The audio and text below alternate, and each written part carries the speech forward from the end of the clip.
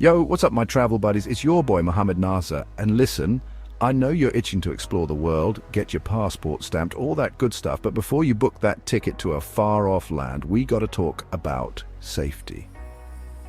Because some places, well, they're just not for the faint of heart.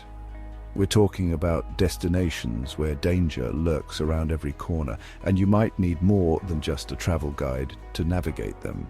So, if you're an adrenaline junkie who loves a good dose of risk with their vacation, buckle up! We're about to dive headfirst into the top 5 most dangerous countries you might want to think twice about visiting in 2025.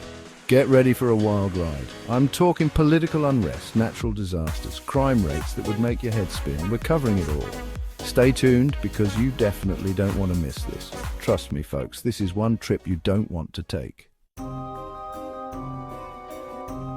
First up on our world tour of danger, we're heading straight to Afghanistan. Now, Afghanistan has always been a country with a complicated history, and let's just say things haven't gotten any simpler lately. We're talking about a place where the threat of violence is as common as a Starbucks in New York City. Kidding, sort of. But seriously, folks, crime rates here are through the roof. We're talking robbery, kidnapping, you name it. It's like a real-life action movie, but not the fun kind. And if you thought the crime was bad, wait till you hear about the political situation.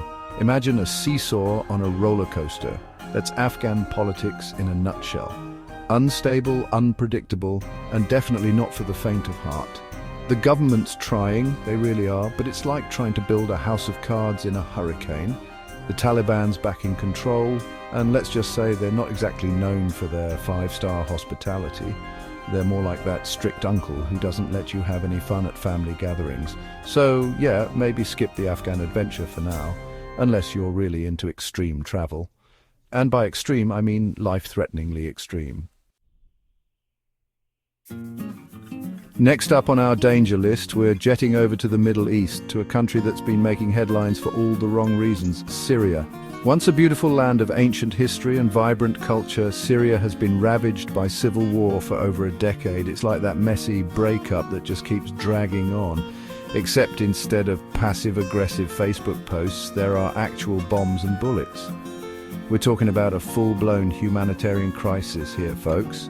Millions of people displaced, cities reduced to rubble, and a level of destruction that's hard to even comprehend. And just when you think things can't get any worse, there's always the risk of getting caught in the crossfire between the government forces, rebel groups, and everyone else who's decided to join this terrifying party.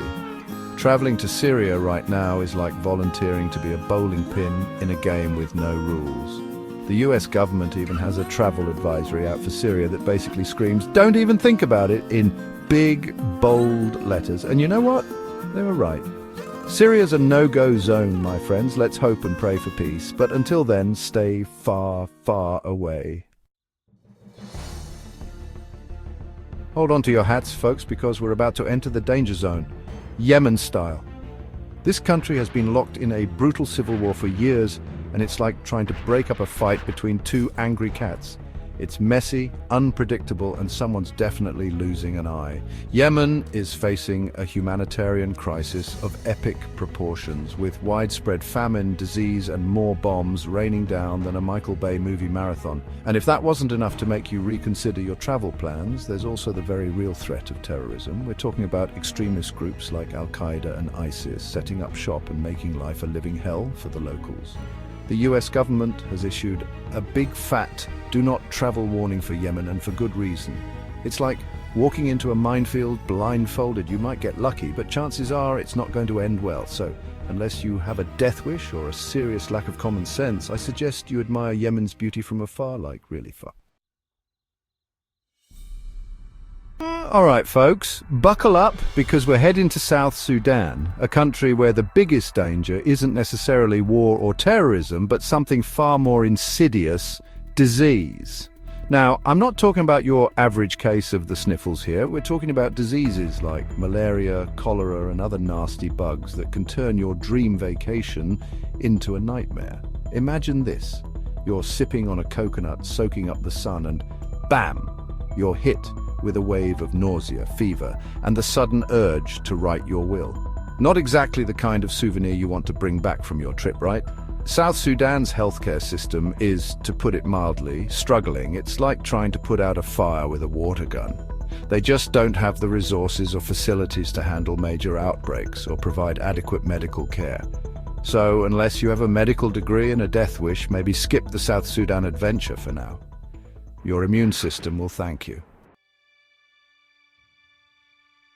Last but not least, we arrive at our final destination on this whirlwind tour of Danger Haiti. Now, Haiti is a country of stunning beauty with lush rainforests, pristine beaches, and a culture so vibrant it could wake the dead. But Mother Nature, it seems, has other plans for Haiti. We're talking about a country that's been hit by more hurricanes, earthquakes, and natural disasters than a disaster movie marathon. It's like Mother Nature decided to use Haiti as her own personal practice range for natural disasters. And sadly, Haiti just doesn't have the infrastructure to withstand these blows, making recovery a long and arduous process. It's heartbreaking, really. One minute you're sipping rum punch on a white sand beach, and the next, you're running for your life from a Category 5 hurricane. And don't even get me started on the earthquake that devastated the country back in 2010. They're still rebuilding from that. So while Haiti is a beautiful and culturally rich country, it's important to be aware of the very real risks posed by Mother Nature. So, there you have it, folks, the top 5 most dangerous countries you might want to avoid in 2025. Look, I know it's tempting to throw caution to the wind and chase adventure wherever it leads, but trust me, some adventures are best left unexplored. Remember, your safety is paramount. Do your research, check those travel advisories, and maybe consider a relaxing beach vacation instead of venturing into a war zone. There are plenty of amazing and safe places to explore out there, so why risk it? Stay safe, make informed decisions, and keep exploring our incredible world responsibly. Don't forget to subscribe for more travel tips and updates. Until next time, peace out.